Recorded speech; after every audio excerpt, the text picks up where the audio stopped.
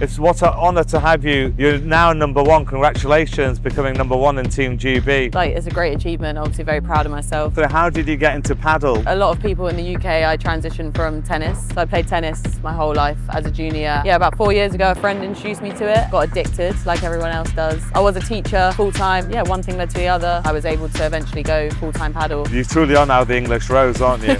Yeah, very British. Team GB #1. Catherine Rose on the podcast. Catherine, welcome to the podcast. Thank you for having me. I think it's addictive for a few reasons. I think #1, it's generally just such a fun sport. Like the points itself, the games are so fun. There's so many different components to it, and it's kind of endless. And I feel like the more you play and the more you learn, the more you realise there still is to learn, and you can uncover. And I think that's really addictive. It's always good to be humble. You don't have to inflate your ego. Your stats speak for yourself. Well, that's what I've always wanted. I just think let the results do the talking. Yeah. I don't have to prove anything to anyone. And if you're good enough, the results will talk for themselves in the end. What's the best piece of advice? This sounds so simple. I work with a coach and he made it so simple. He just said to me, I want you to enjoy every single point you play this tournament. Yeah, and that was my only objective for the tournament. With that, my best level came out in that tournament. I literally enjoyed it so much. I'm in Racketeer, London, and it's a great honour and pleasure to have Team GB #1, Catherine Rose, on the podcast. Catherine, welcome to the podcast. Thank you for having me. It's what an honour to have you. You're now #1. Congratulations, becoming #1 in Team GB. Thank you very much. How does it feel like? Yeah, I mean, it's a great achievement. Obviously, very proud of myself. So yeah, I mean, it's a cool milestone to achieve, in your career. Good. You truly are now the English Rose, aren't you? Yeah, very British. Can you tell me this, Catherine? How did you get into paddle? What was your journey? What made you go into it? Yeah, so I mean, a lot of people in the UK, I transitioned from tennis. So I played tennis my whole life as a junior, and then, about 4 years ago, a friend introduced me to it, and then got addicted like everyone else does. And then, one thing led to the other. I was a teacher full-time, and then I went down to part-time teaching, and then I was able to eventually go full-time paddle. And I've been playing full-time paddle since July 2024. Nice. Were you a primary school teacher? Yeah, so it was prep school, so reception to year 8. Nice. So if you're a teacher, being your natural talent to teach people paddle, maybe you can teach me something later on the course. Well, maybe. We'll see. So, Catherine, yeah. You used to be in tennis. So how do you transition start from tennis to paddle? Because obviously tennis, you've got a lot of the shots already. Yeah. You've got the volleys, you've got the smash. Obviously you didn't have the glass, but how did the transition happen from tennis to paddle? Yeah, I mean, obviously at the start, it's really helpful to have a background in tennis. Like you say, there's some very similar shots, like the general hand-eye coordination, your volleys, your ground strokes, the smash. But there's so much to learn as well when it's also untraining a lot of your instincts that you've built over the years from tennis. So getting used to letting the ball go past you and use the glass is obviously really unnatural. The tactic side of it is very, very different. So using the middle a lot, playing a more slow, patient game, not just using pure power to win points. There's definitely a lot of relearning and untraining to do. But yeah, obviously at the beginning, it makes the transition a little easier. Would you ever go back to tennis, or are you done now, just paddle? No, definitely just paddle. I mean, I still love playing sometimes. Yeah. It's really nice there's nothing better than hitting a tennis ball back and forth. So it's a skill I'm really pleased I have, but I definitely prefer paddle. I sort of fell out of love with tennis towards the end of my competitive career. And why do you think Catherine, paddle is so addictive? Like me, I play every day. I have a lesson every day, and I have a match play for at least 90 minutes, and I'm constantly trying to get better. Yeah. So I go to a clinic in Huddersfield, BPT Academy, to learn, because that's the closest one to my house. That's have to travel. But why is it so addictive? I think it's addictive for a few reasons. I think #1, it's generally just such a fun sport. The points itself, the games are so fun. You have every point's a little bit different. There's so many different components to it. And I think people, like you say, love learning and love getting better. And there's so many things you can improve, and there's so many things to learn in paddle, and it's kind of endless. And I feel like the more you play and the more you learn, the more you realize there still is to learn, and you can uncover. And I think that's really addictive for people. I agree. And you always want to improve. And for me, paddle personally, Catherine, has changed my life, the way I eat, the way I sleep, the way I focus. I think, well, I've got a paddle game the next day. I can't go and have a big party now. So I play high-level paddle, all the best players in Manchester. So it's kept me on the straight and narrow. Yeah, no, I think it's brilliant. Like you say, it's a amazing form of exercise. Yeah. And I mean, there's much worse things people can be addicted to, right? So Exactly. I think if they're playing 5 paddle games or 5 hours of paddle in one day, I think, yeah, there's worse ways to be spending your time, definitely. But I think it's quite an expensive sport, Catherine. So how would people afford it? Like, fortunately, I have a good business, but some people can't afford it. To get a paddle court, like when I play in the House of Racket or Rocket Paddle, it's costing like £100. If you have a lesson, another £100. And then if you want to have a match play with good players, it's not an expensive do. Yeah, I think this is the problem in the UK at the moment, is that it's so new. I mean, obviously the venues are growing and we've got so many more courts than we did a few years ago. But at the moment, it is still very much a sort of luxury, high-end sport just because of the cost of playing. But I hope over time that changes when we get more courts, more venues.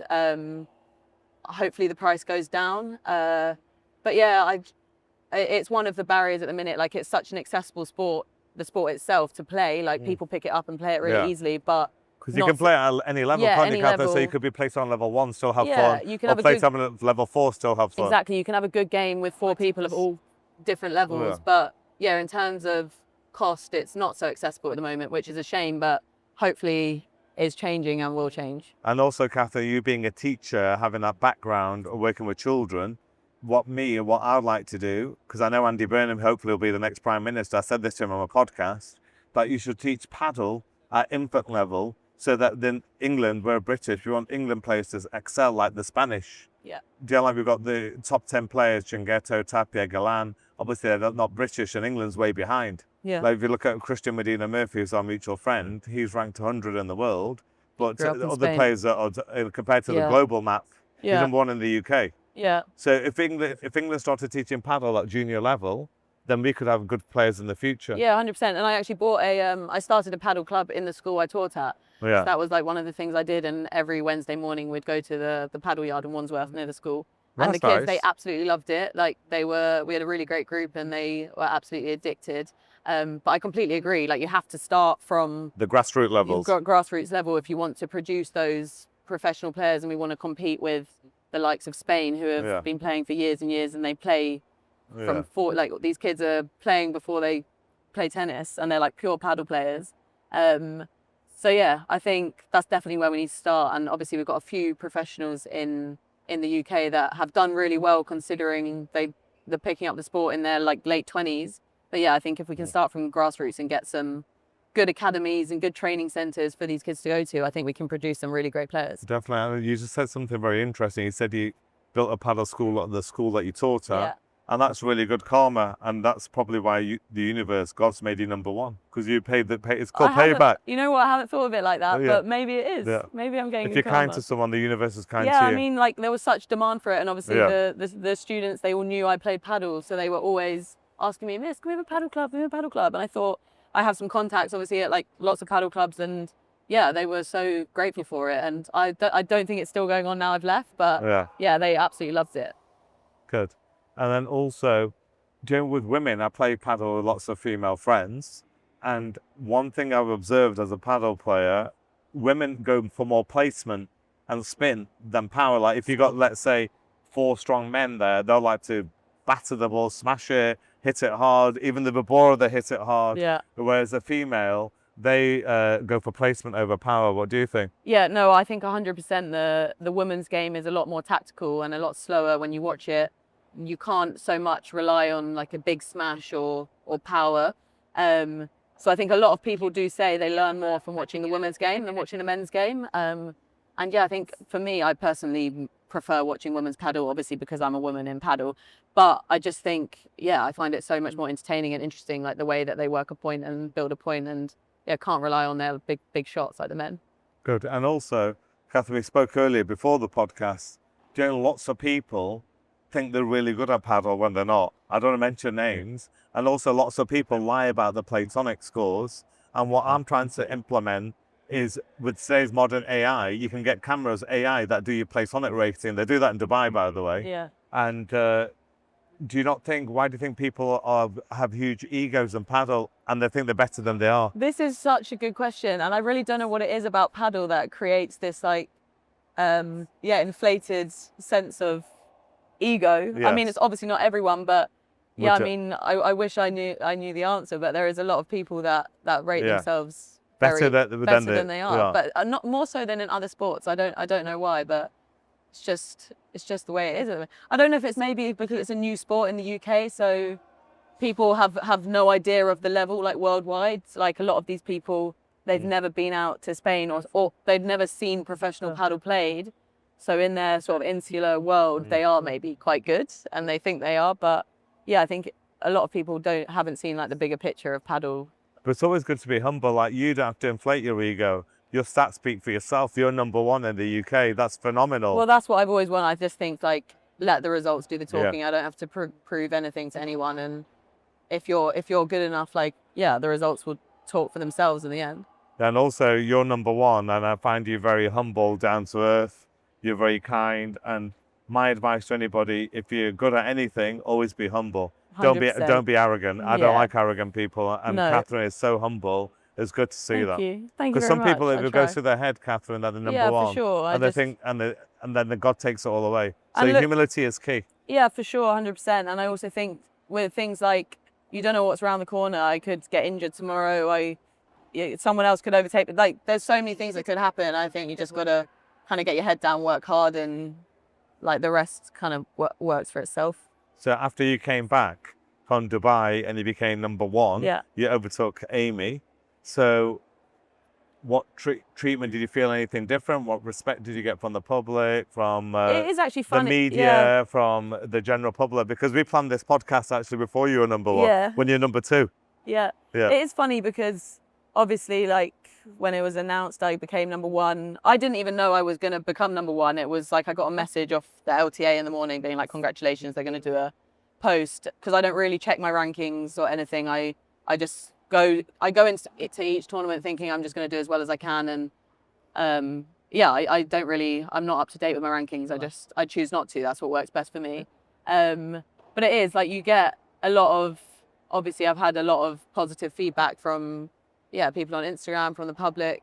But I think it can go Your both. followers increased. Yeah, my followers increased a little bit. But I think it goes both ways. Like people want to be involved when you're doing well and you're like at the top of the game. And then like if I for some reason were to like slip down or slide down, it's like those people probably wouldn't still be there, or a lot of them wouldn't. So yeah, I think you still have to remember like who your like key people are that really care about you and stuff. And hopefully it might bring you more sponsorship. Hopefully that would be nice. Because there's something about paddle. We'll talk about the commercial side, Catherine. Paddle doesn't have enough money in it. Yeah. So, for example, do you like football, tennis? Those sports have a lot more money. Yeah. I think when more money comes into it, you'll get more people from the UK entering the sport. Yeah. What do you think? Yeah, I think so. And as professional players, we rely solely on sponsorships to sort of like fund our career. So for us to see the sport growing the way it is in the UK is so important because, like you say, it will bring in more opportunities for us to get sponsors, and there's more interest in us as players at like the top of the game.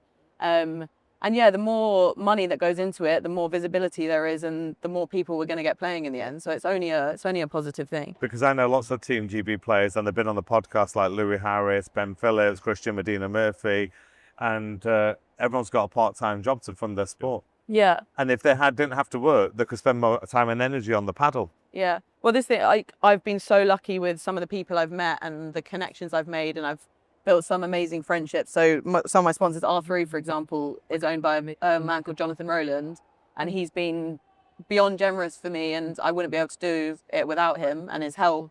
And it's the same with like the Paddle Hub and Light Therapy London. Like I've just met people and been so lucky that they've wanted to support my journey. But yeah, without that, I'd still be having to work, and I would never have been able to leave teaching. And if you're doing a full-time job like teaching, it's pretty much impossible. It's been a game changer being able to do it like full-time. Yeah, because what I spoke to Andy Burnham about, who's going to be our next Prime Minister in September, that maybe talented players, the top 20 in England, the government should give them support.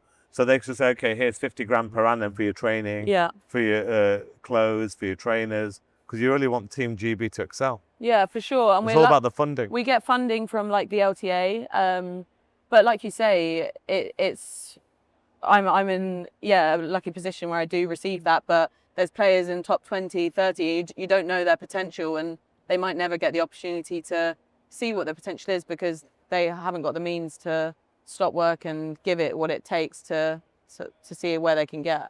I asked Andy Burnham, by the way, he used to play cricket. Yeah. I've asked him for a paddle match for you and me and him. Oh, yeah? Yes. He said he'll play. Okay, done. That'll be viral. That'll be fun, yeah. Okay, now, Catherine, also, in relation to, if you have a daughter or a child, there's 0.07% of her become professional in paddle or tennis. But however, if they learn a sport at a really high level, there's 70% more chance of her being really successful in her career, whether it's a CEO of a company, a top banker.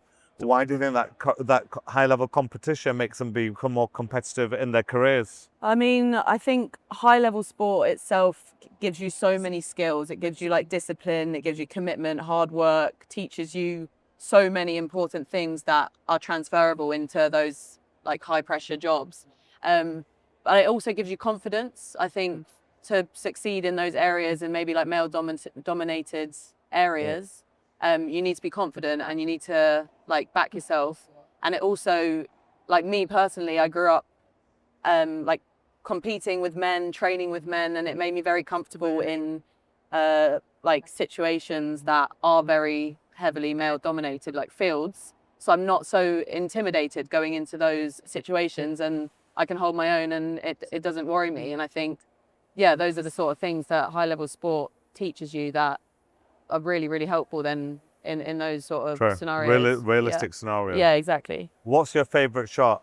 Bandeka, Bahada, smash, Vibora? I think my smash is my favourite shot. Okay, let's put you to the test today. God. We'll get you to smash with a normal racket. Okay. And we'll get you to smash with a sweet spot small racket. So if you get the timing right with the small racket, Yeah. the bigger racket will be a walk in the park for you, Yeah, darling. that's in theory, yes. Yeah. It's about accuracy, precision, isn't it? Yeah.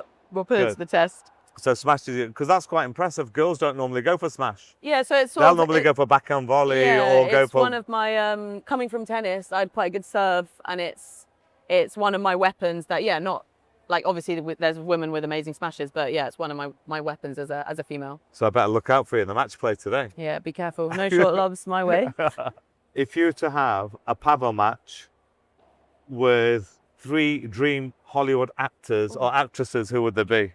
If you said you could pick Brad Pitt, Tom Cruise, 3 dream Tom Hollywood. Holland, who would it be? That's honestly such a hard question. Number one, because I'm so useless with actors and actors' names. I can't even think of any right now. One guy that you might have fancied when you were younger, like Yeah, growing up. let's say like... Like when I was young, I used to fancy Angelina Jolie. Can I say like a young Leonardo DiCaprio? Okay. Like not a current. But he loves young women, so he might take you on the date. No comment. Do I even mean that? A young Lee? You know who I love? Like Jennifer Aniston. I just think she's great. And like Morgan Freeman or like someone like that. Okay, I like that, but they might not be able to move that well on court. court. Random. Well, I'll play with Morgan and do the running for him. Put Leonardo and or maybe I'll Jennifer. do like Jennifer and Brad Pitt, partner up, get them reconnecting. Catherine, you've been to many countries. You're always traveling. Yeah. So, which favorite country would you like to play paddle in? Oh gosh, I've played paddle in some like amazing places. Somewhere I've already played or would love to play. Somewhere where you would already played and love to play. I've played somewhere I've already played in an amazing little club in the Philippines, on an island in the Philippines called Bohol, and it was just like owned by these people, like people that live there, and it was the nicest sense of community I've ever felt in a club, and it was on a beautiful island in the Philippines. So that was one of my favorite places. In Philippines. Yeah, and somewhere I'd love to play. I mean, there's some really incredible courts nowadays, like in the middle of the sea and on like rooftops and stuff. So I played in Dubai Islands. That's good. Yeah, that's quite cool. Yeah, but yeah, maybe just somewhere really rogue, like the club's island. You know where, like to play if they put a paddle court on like Wimbledon centre court. That would that'd be nice. That would be the best, I think. That would be the British homecoming, wouldn't it? Yeah, I mean, I don't think it will ever happen. So you're now Team GB #1.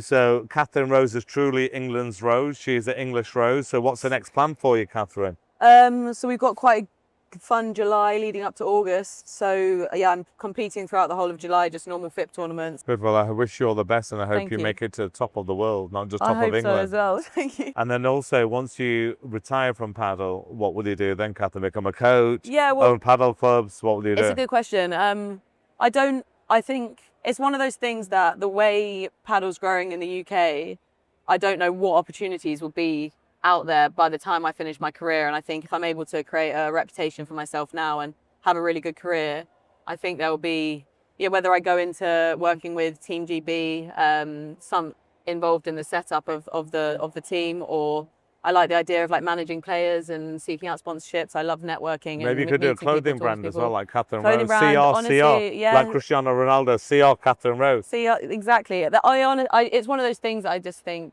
when I finish, I'll see what opportunities are. What's the best piece of advice you ever heard, darling, in your whole life that you want to share to the listeners? This sounds so simple, and it's one that it was actually just before my tournament win in Dubai that got me to #1. I work with a coach out there called Chimo, and he made it so simple. He just said to me, I want you to enjoy every single point you play this tournament. Like literally just enjoy it. And that was my only objective for the tournament. And that's what I did. I stepped on court, and before each point I was just saying, just enjoy it. Like enjoy the process, enjoy the fight, enjoy the hustle, enjoy playing the game. And with that, my best level came out in that tournament, and I played so good, and I literally enjoyed it so much. Good. And the results came with when I was doing that. So yeah. So enjoy the moment. Honestly, just enjoy it. And my coach always says to me, Catherine, focus on improving, not proving. Yes. So yeah. so that's a good thing to take as well. Yeah, I was just like enjoying the training, enjoying the competing, enjoying having the pressures, enjoy every aspect of it. And I think that like shifted something in my mindset, and it does sound so simple and obvious, but sometimes you do forget to enjoy. Yeah, I'm so lucky to be in the position to be doing a sport I love full time. So yeah, when you're traveling and you're tired, and sometimes it feels like a mission, it's like just remember, like take a step back and actually look at it and think, I'm actually very lucky to be here, and I'm living my dream. So don't forget to enjoy it, because I'll look back in years to come and think, why was I so stressed all the time? Like make the most of it. So enjoy the moment. That's the message from Catherine Rose, Team GB #1, who's been a phenomenal guest. She's a great person, very humble, down to earth, and she's got a great tan on her as well. Vamos. Yes, vamos. Thank you.